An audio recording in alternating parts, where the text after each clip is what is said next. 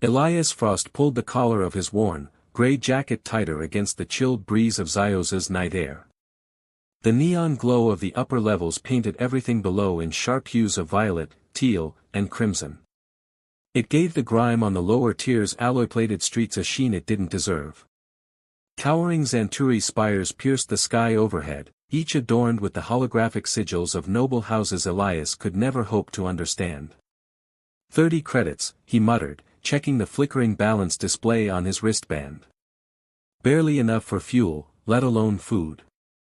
He weaved through the crowd of alien species with the ease of a man used to being invisible, just another drifter with nothing to lose. Vendors called out in a dozen languages. The scent of fried kithroot and sulfuric stew mixed with exhaust fumes. Elias ignored it all, eyes scanning the side alleys for an opportunity that wouldn't end with a boot on his neck or worse. He didn't notice the hovering limousine until he was nearly under it. "Watch it, human," snarled a green-skinned chauffeur, his black eyes narrowing, the glowing band across his scalp pulsing red with offense. "Easy," Elias said with a smile, brushing dust from his shoulder. "Just admiring your stellar parking job." The chauffeur growled, but the door slid open with a hiss before he could respond. Elias's breath hitched. She stepped out like a goddess descending from myth. Xanturi, clearly. But unlike any he'd seen. Her skin shimmered in deep orange hues that glowed like living flame. Long silver-white hair flowed in sleek waves past her shoulders. Her bodysuit, a sleek black fabric interlaced with translucent, gem-like plating, clung to her with unapologetic elegance. A shimmered accessory curled around her left shoulder, catching the neon light. And then her eyes met his. Molten orange. Piercing. And utterly dismissive. "A creature of your caste," she said icily, "should not be near me." Elias raised an eyebrow. "And here I thought this city was all about inclusion."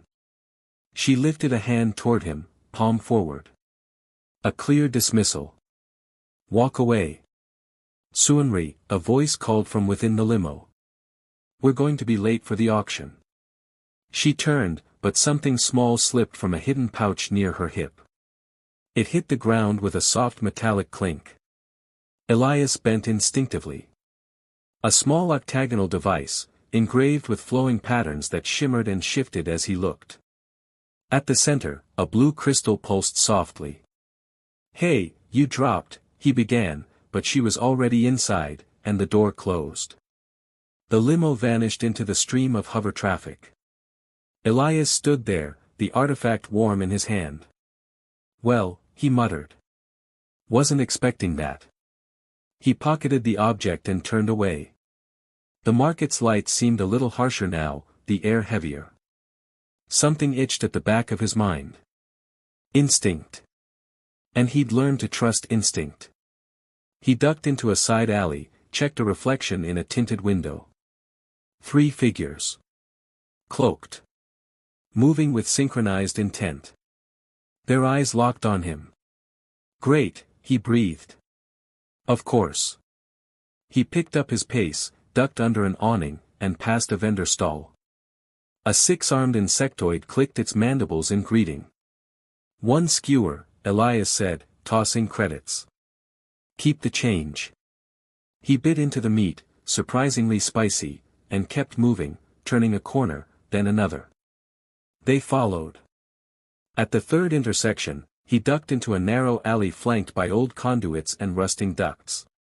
Crouching in the shadows, he watched the cloaked figures pause outside the alley, then split off silently. He breathed in relief, too soon. "I wouldn't flash that thing around," came a voice from the gloom. Elias spun, hand reaching for the blaster on his hip. A figure emerged, hands raised. Xanturi again. But this one was rough around the edges. Darker orange skin, lined with tattoos. A cybernetic eye glowed faintly where his right one should have been. His clothing was practical, layered, reinforced. "Easy," he said. "If I wanted you dead, you'd already be cooling." "You've got 2 seconds, Elias warned. "Start talking." Name's Torin. I'm, let's say, a cultural archivist. And you're holding something very old. Very dangerous. Funny, Elias replied. So were the guys chasing me. Torin's expression darkened. Vexery. Syndicate agents. Working for Lord Krell. They want the keystone. Keystone. Ancient Zanturi artifact. Part of a system built during the Dawn Era. That device in your pocket? It's one of 7 keys to a temple older than anything on Zyos. And what happens if I just chuck it down the nearest waste chute? The Syndicate'll still hunt you. And if you activated it? I didn't mean to. Doesn't matter. The artifact chooses. Torin looked upward, tension in his jaw. We can't talk here. Come with me. My safe house is close. Trust a stranger with a glowing eye and a story about ancient temples. Or wait for the Vexery to gut you in an alley. Elias paused. Then nodded. Lead the way. Torin moved fast through the underbelly of Zyos, triggering concealed doorways and slipping through access tunnels like he'd memorized the map of every forgotten level. After what felt like a maze of turns and vaults, they entered a dim room lined with ancient scrolls, data slates, and relics. Holographic displays flickered, projecting diagrams of strange geometric patterns. Welcome to my lab, Torin said, sealing the door behind them. Make yourself comfortable, just not on anything glowing. Elias sat, eyes still scanning for exits. So. The keystone, Torin began, pulling up a projection of the artifact, responds only to those of noble blood. I'm not exactly royal. Maybe not. But you might be something else. Echoes. Reincarnations of bonded souls. The Zanturi believe such connections exist across time. You're saying I'm some chosen one.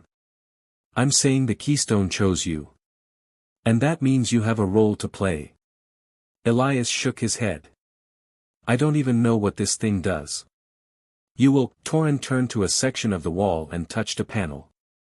Part of the wall slid aside, revealing a passage leading down. This tunnel leads to the Temple of First Light. Let me guess. Ancient rituals, glowing symbols, and more people trying to kill me. Only if you're lucky, Torin gave a grim smile. Come. The keystone may unlock more than you expect. They descended into silence, the tunnel lit only by Elias's wrist light. Faded murals lined the walls, depicting scenes of tall Zanturi figures and, shockingly, humans, standing together, hands joined. These aren't just stories, are they? Elias asked, voice hushed. No, Torin replied. They're history. Before the Great Schism. As they reached the base of the stairs, a massive door stood waiting. Torin pressed a sequence into the wall panel. The door groaned open. Within was a chamber of stone and light. The ceiling arched high above, catching reflections from glowing crystals embedded in the floor. 7 pedestals stood in a circle. One at the center. Place the keystone, Torin said. Elias hesitated. Then withdrew the device and set it into the center pedestal. It sank into place. Blue light erupted across the floor, tracing lines between the pedestals and illuminating the murals. Visions hit him like a wave. Zanturi and humans. Standing side by side. Building. Uniting. Touching. Then fire. Betrayal. Separation. Elias staggered back, eyes wide. What was that? Your past, Torin said softly. And your future. But before he could say more, the temple shook. Dust rained from the ceiling. They found us, Torin muttered. Elias drew his blaster. Any other exits? Yes. But we'll have to run.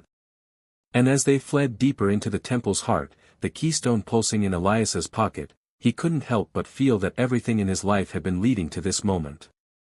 He just didn't know what it would cost him. Elias's boots pounded across ancient stone as he followed Torin through a narrow corridor lit by pulses of flickering blue light from the keystone still humming in his pocket. Behind them, the ground quaked, another blast, another warning. The Vexery Syndicate was getting closer. "Keep moving," Torin barked, wincing as he clutched his side. The older Zenturi had taken a hit during their escape, grazed by shrapnel from the temple's collapsing entry. "This way leads to the inner vault. It's the only place they can't trace the keystone signal." Elias didn't respond. His breath came fast. Adrenaline sharpened everything, the cool dampness of the subterranean air, the scent of old dust and forgotten energy, the weight of the blaster in his hand. He glanced at the walls. More murals. More strange scenes of humans and Zenturi standing side by side, not as enemies, but as equals. What the hell had he stepped into? How far? Another level down. "There's a lift," Torin gritted his teeth. "I just hope it still works." They reached the lift, a rusting platform surrounded by ancient railings and carved glyphs that glowed faintly as the keystone drew near. Torin pressed his palm to the activation panel. For a moment, nothing happened. "Come on," Torin muttered. Then, with a groan and hiss of old hydraulics, the platform began to descend. Elias exhaled, tension draining just a little. "Mind telling me what those visions were?" "That, communion. The humans and Zenturi. The first night," Torin said. "An ancient rite, older than our empires, older than your federation. Before the schism, our people weren't just allies. They were bonded. Through ceremony. Through spirit. Through love." Elias raised an eyebrow. "Love?" Torin chuckled, coughing blood. "Not just the romantic kind, human. Though that played a part. The ritual, the first night, was designed to forge a permanent bridge between our minds. Our souls.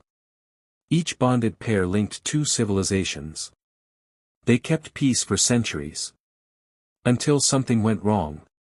Until the High Council feared the humans held too much sway.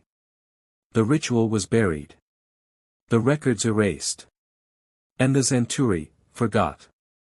But not you. Some of us remember." Torin looked up, pain flickering across his face. "And some never stopped believing the bond could return." As they reached the bottom, the lift stopped with a final hiss. The doors opened onto a chamber that felt impossibly old. Circular. Carved from stone darker than space. The air here hummed. Alive. 7 stone pedestals ringed the room, each bearing a faded symbol. One of them pulsed softly in blue. "This is the vault," Torin whispered. "Here, the keystone will show you more. If it trusts you." Elias stepped forward. He reached into his pocket and withdrew the octagonal artifact. It pulsed stronger now, as though sensing its kin. "Place it," Torin urged. Elias set the keystone onto its glowing pedestal. Light erupted. Elias gasped as his surroundings melted away. He stood in a wide-open courtyard beneath twin moons. A Zenturi woman with glowing orange skin and flowing silver hair approached a tall human man. They stood before a circle of elders. She placed her hand on his chest. He did the same. Words formed in his mind, though none were spoken. "We bind not only in body, but in purpose. Through the ritual of the first night, we vow to lead our peoples into shared stars." The vision shifted. They were older now. Leaders of a united world. Their hands still joined. Behind them, Zenturi and human engineers constructed vast towers, spaceports, and cities filled with both species. Then flames. War. Betrayal. The vision cracked. Elias stumbled back into the vault, gasping. "What did you see?" Torin asked. "A union," Elias said slowly. "One that was broken. Violently." And that, came a new voice from the entrance, is exactly why you must give that keystone to me. Elias turned, blaster rising. And froze. Suinri. She stood in the archway like a sculpture made of fire and shadow. Her flight suit shimmered in the vault's light, form-fitting and regal even without ornamentation. Her silver hair was braided tightly now, and a weapon rested holstered at her side. You again, Elias muttered. You're a long way from the auction. Suinri's expression was unreadable. I felt it. The keystone's activation. It's bound to my family's bloodline. Then why did it react to me? I don't know, she stepped forward, eyes narrowing. But it shouldn't have.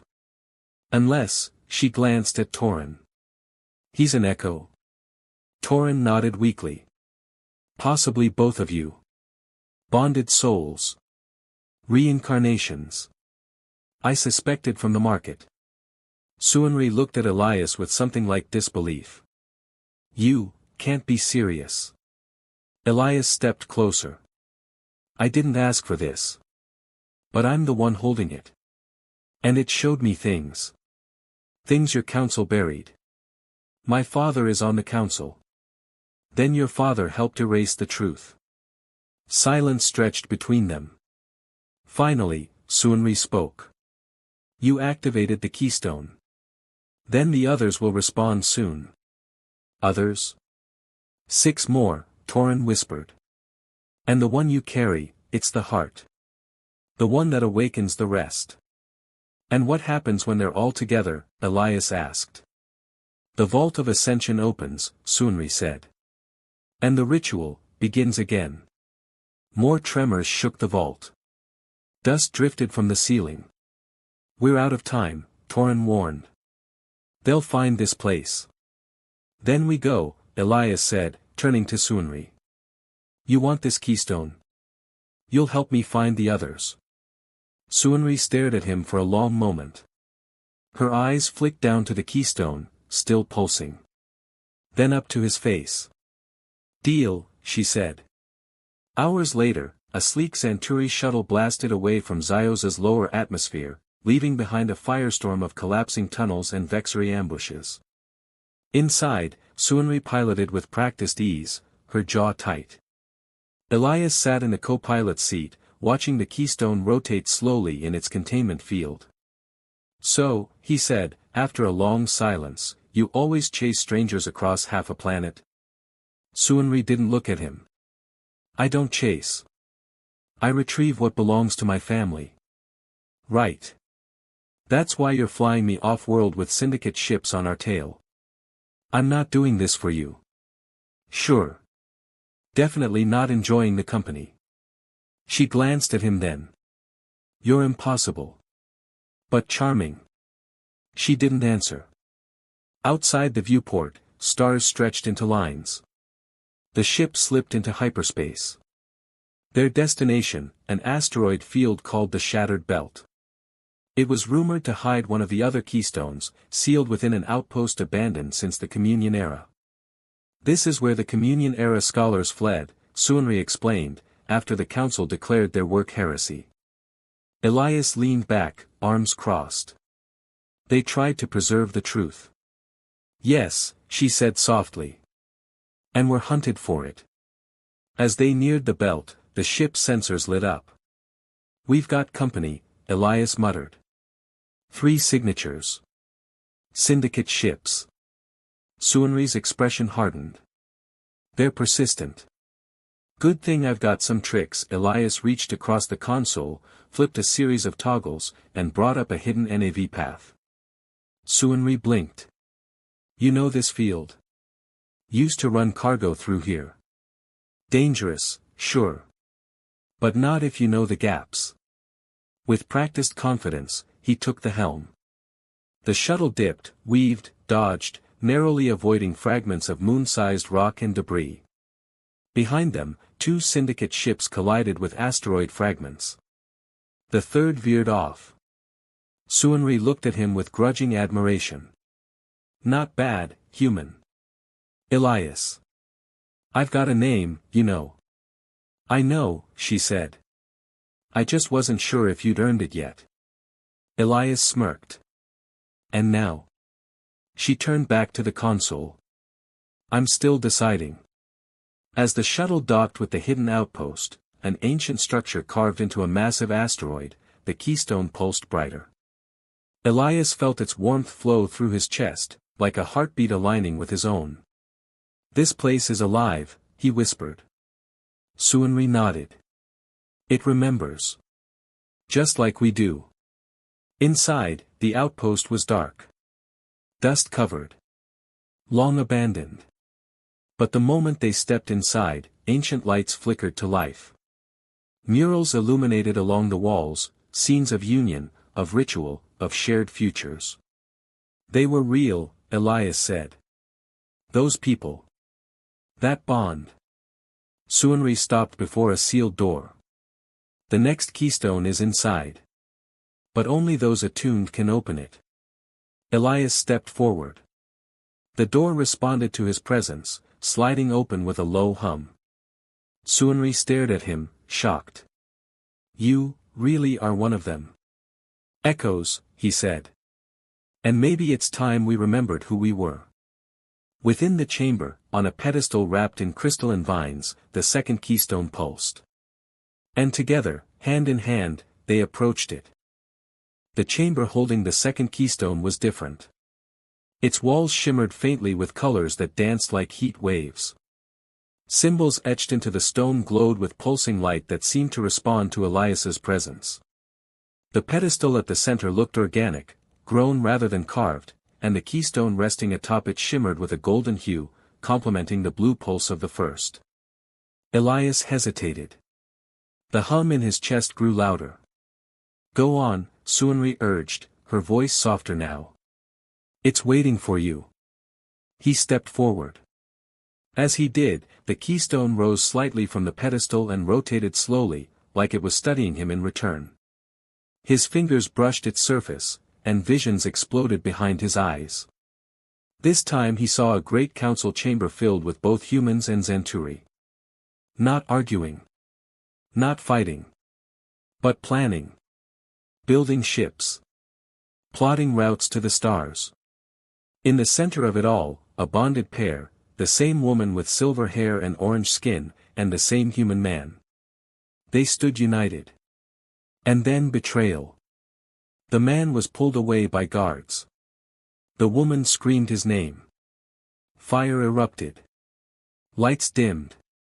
A name echoed through the vision. Nera.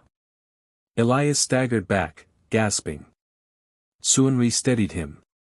What did you see? Her name. Nera, he looked at her. Your ancestor. Suinri nodded slowly. One of the last to perform the ritual. My grandmother told stories. I never believed them. Elias looked at the keystone now hovering at eye level. She remembered him. Even through death. Suinri touched the edge of the keystone. It glowed brighter in response. They weren't just bonded by ceremony, she said softly. They were in love. And we're their echoes. Maybe, she looked up at him, expression unreadable. Maybe not. Elias reached out and took the second keystone. It felt lighter than the first, as though it recognized its counterpart. Both artifacts pulsed in rhythm now, one blue, one gold. We should leave, Suinri said. Before the syndicate tracks the signal. Elias nodded. But something caught his eye on the far wall, another mural. This one depicted the ritual of the first night in detail. Not just hands joining. Not just standing together. They were kissing. A deep, ceremonial embrace under an arch of light, their bodies surrounded by glowing glyphs. The mural pulsed once as if acknowledging his gaze. This wasn't just symbolic, he murmured. It was intimate. Suinri turned away. Don't read too much into it. The ritual was meant to strengthen the mind's bridge. The physical connection helped. Helped, Elias smirked. It was efficient, she said primly. Elias grinned. Your people have such a way with romance. They made their way back to the shuttle, now partially shielded within the asteroid's surface. Suanri moved ahead, scanning for signs of pursuit. Elias followed, both keystones secured in his utility belt. He couldn't shake the sense of weight pressing on his chest. 2 down. 5 to go. And with each one, the visions grew clearer. Stronger. Outside, the belt shimmered under the light of nearby stars. Fields of ice and debris drifted in slow orbit, reflecting pale gold across the jagged craters. Inside the shuttle, Suanri checked the NAV systems. I've plotted a route to Calderon 6. It's an old terraforming site abandoned after the mineral wars. Local records suggest a Xanturi temple lies beneath its southern ridge. Elias buckled in. Let me guess. Another keystone? Likely. The glyphs match what we found so far. As they lifted off, Elias leaned back. So what happens when we get all 7? Suanri didn't answer immediately. Her eyes remained fixed on the stars. The vault of ascension opens, she said finally. And if the ritual is completed, if the bond is restored, then everything changes. How? We don't know, her voice turned quiet. Some say it grants knowledge. Others say it reshapes reality. The truth has been buried for generations. Elias looked at her profile. Her sharp jawline. The way her silver hair caught the cockpit's light. The tension in her shoulders. What do you believe? She turned to him. I believe we've been broken for too long. And if there's a way to fix it, even if it means trusting someone like you, it's worth the risk. Elias didn't look away. And what if it also means remembering what your ancestors forgot? Suanri didn't flinch. Then I'll remember. Calderon 6 was a dead world. Dust-choked skies. Cracked earth. Wind that howled like lost ghosts across the plains. Their shuttle descended into a narrow valley bordered by jagged ridges. At the base, half buried in stone, lay the remains of a Xanturi outpost, its domes shattered, its towers broken. No life signs, Suanri confirmed. Then let's not give the syndicate a reason to stop by. They moved quickly through the ruins. Suanri used her family seal to bypass ancient Xanturi security protocols. Elias followed close, both keystones reacting to the ruins around them. They reached a central spire mostly intact. At its base, a stairwell descended into the earth. Suanri paused. This is a temple of binding. Built before the communion era ended. You ever been in one? Only in dreams. They stepped into darkness. As before, the keystones lit the way. The walls here were different, etched not just with glyphs, but with names. Rows and rows of names, some human, some Xanturi. All paired. All linked. Elias stopped. These are couples. Bonded pairs, Suanri said softly. Each one completed the ritual. He touched one of the walls. The names shimmered under his fingers. We were part of something incredible once. Yes. In the inner chamber, a third pedestal stood waiting. This one shaped like 2 hands clasped together. The third keystone rested between them, its color a soft violet. Elias stepped forward. As he reached out, Suanri grabbed his arm. Wait. What is it? Her gaze was intense. Each time you touch them, it changes you. The first 2 responded to you. What if this one does more? Elias looked at her hand on his arm. Then we find out together. He placed his hand on the keystone. A wave of emotion hit him like a tidal force. He saw himself, standing before an altar, wearing ceremonial robes. Suanri beside him, dressed in flowing cloth that shimmered like starlight. Their hands joined. A kiss that wasn't just physical, it was transcendental. A bond. A bridge. A promise. He pulled back, gasping. We were them. Suanri touched the keystone too. Her eyes widened. I saw it. All of it. Do you believe it now? I don't know what to believe, she looked away. But I know what I felt. And what was that? Her eyes met his. You. For a moment, they stood there, not as strangers or relic seekers, but as something older. Something rediscovered. We need to go, Suanri whispered. They're coming. Elias grabbed the violet keystone and slipped it into his belt. 3 down. As they exited the temple, the ground trembled. A syndicate vessel descended from the sky, guns primed. Elias and Suanri ran, the keystones glowing fiercely now. The shuttle loomed ahead. They reached it just as a plasma bolt struck the ground behind them. They launched into orbit with a thunderous roar. As the stars took them in once more, Elias sat back, chest heaving. We're in deep now, he said. Suanri nodded, eyes fixed on the keystones pulsing in rhythm. And the deeper we go, she said, the closer we come to remembering who we were. The shuttle hurtled through subspace, its engines humming in a smooth, almost melodic frequency as it sliced between the stars. Inside the cockpit, the 3 keystones pulsed in synchronized rhythm, blue, gold, and violet, casting soft hues across Elias and Suanri's faces. Suanri sat silently in the pilot's chair, her eyes on the stars ahead, yet her thoughts clearly elsewhere. Elias, seated beside her, couldn't ignore the quiet tension between them. Not hostility. Not discomfort. Something more volatile. More intimate. You've barely said a word since Calderon 6, he said finally. Suanri's hands flexed on the controls. I saw things. Visions. Pieces of another life. Of her. Nera. You saw what I saw, Elias leaned forward. We weren't just bonded. We were in love. We died trying to protect that truth. But we're not them. No, we're something new. Echoes, maybe. Maybe more. Suanri turned toward him, her orange eyes flickering. And what if it's all manipulation?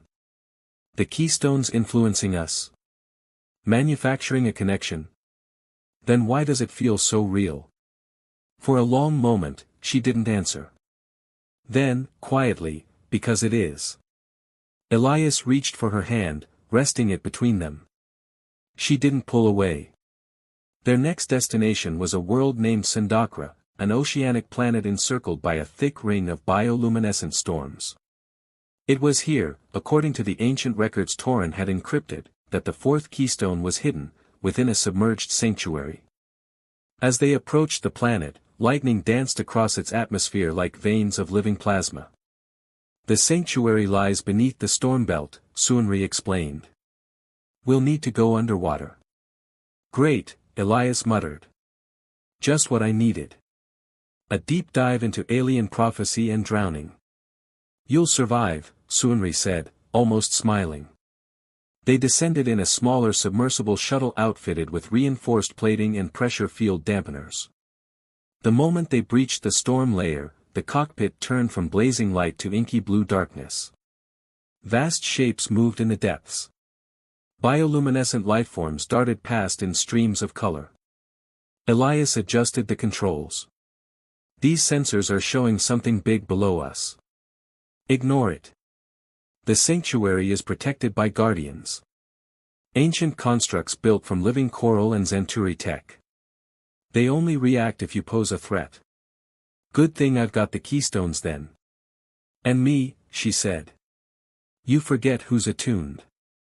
He shot her a look. You keep reminding me.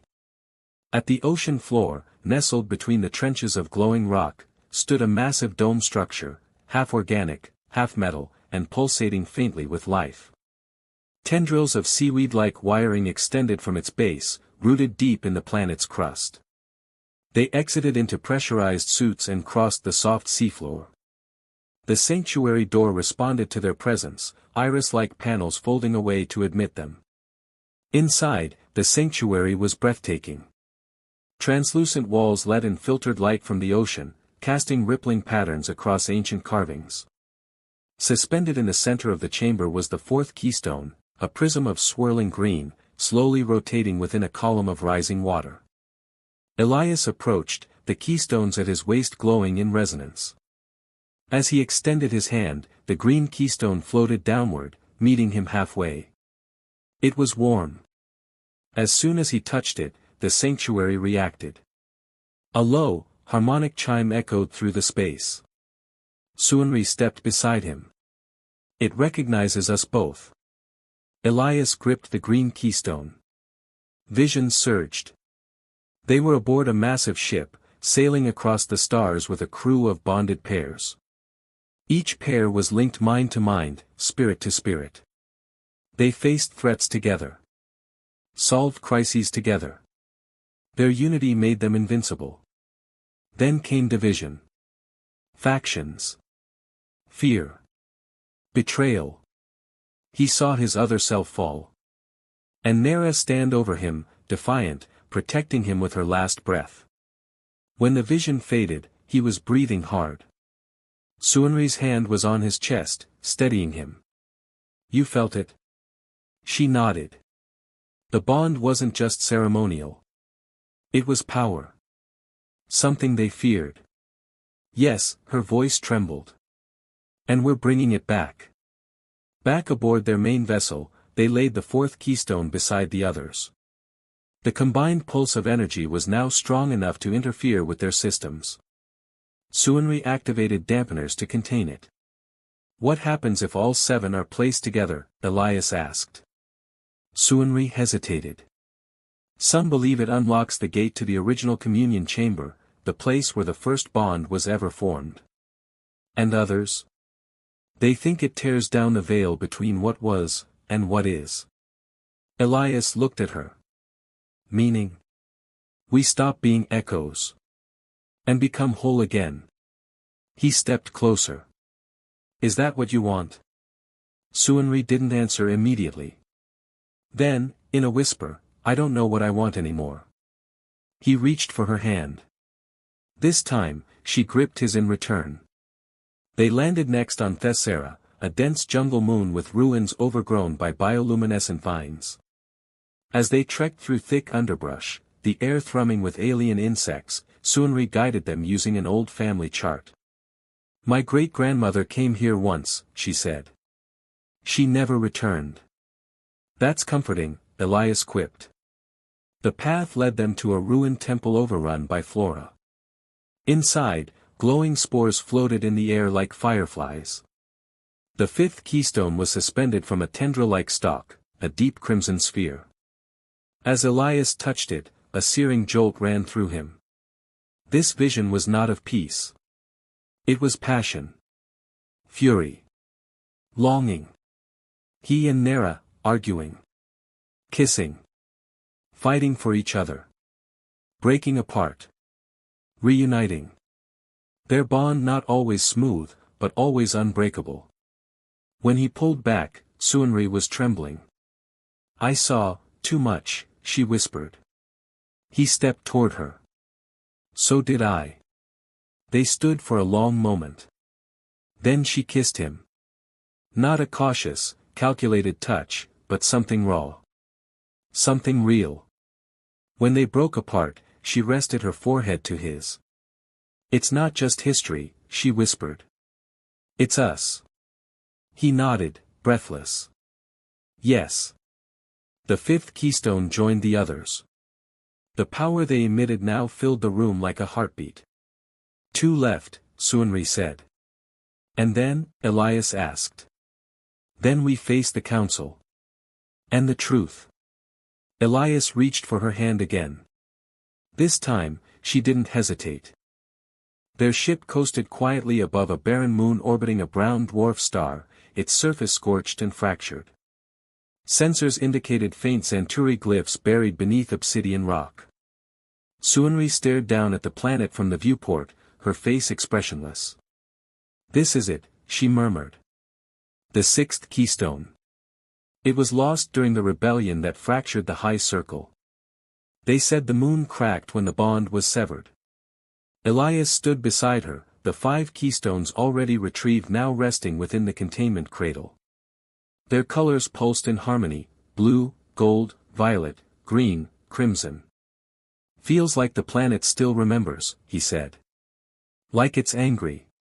"Maybe it is," Suunri whispered. "A lot of things were broken here." The descent was rough. Solar flares danced across the sky like sheets of fire, making the shuttle groan under their intensity. They landed in the shadow of a collapsed spire, the ruins of what must have once been a sanctuary. As they stepped out, the keystones on Elias's belt began to vibrate faintly, guiding them toward a fissure in the rock. "We go in there?" Elias asked, squinting into the darkness. Suunri nodded. "It's where the 6th guardian fell. He was the last to defend the right. They say the keystone mourned him." As they descended into the crevasse, the heat turned into chill, and the glow of the keystones became their only light. The walls were carved with what looked like claw marks. Bones littered the floor, not from beasts, but from Zanturi warriors long lost. At the deepest point, an obsidian altar rose from the floor like the blackened heart of the moon. And there it floated, the 6th keystone, encased in stone but glowing from within, an amber hue, steady and fierce. Elias reached out. This time, Suunri did not stop him. He touched it. He was back in the communion chamber. Only it wasn't in ruins, it was whole, golden light pouring from arched ceilings. He stood beside Nera, their hands linked, and before them stood the entire high circle, human and Zanturi alike. The rite had begun. Their union would sanctify the cycle for another millennium. But then a voice shouted. "They've corrupted her," the Zanturi elder screamed. "He's taken our future." Blades were drawn. Nera shielded him. He remembered dying. And her screams. He returned with a gasp. Suunri was there, eyes wide. "I saw it all," she whispered. The exact moment the bond shattered. It wasn't weakness. It was fear. Elias took the amber keystone. It glowed more brightly than the others. It didn't feel warm. It felt alive. They returned to the ship. The containment cradle now hummed with unbearable intensity. 6 keystones. 1 remained. "Where's the last one?" Elias asked. Suunri activated a map projected by the keystones themselves. The lines of energy converged not on a distant world, but on Zaios. "Home," she whispered. "The original communion chamber is beneath the capital. It's been sealed for 5,000 years. Then that's where we finish this." They returned in secret. The High Council was already preparing for war. The Syndicate had begun open rebellion, claiming the keystones were tools of domination. Suunri disguised herself in a civilian cloak. Elias wore a borrowed maintenance uniform. Together, they slipped through the subterranean passages of the capital until they reached the ancient threshold, the chamber of the first night. 7 pedestals ringed the room. 6 now filled. Elias approached the final one. He placed the amber keystone. And then the 7th appeared, not in the room, but from within them. Suunri clutched her chest. So did Elias. The chamber reacted. A ring of light circled them, scanning their forms. Murals lit across the walls, animated with memories, humans and Zanturi bonding. Loving. Sacrificing. "We're the 7th, Elias realized. "We are the last key." Suunri looked at him, her face pale and luminous. "To complete the ritual, we have to finish what they started." "The rite of first night," he said. She nodded. They stepped together onto the central dais. The chamber shimmered. Their hands touched.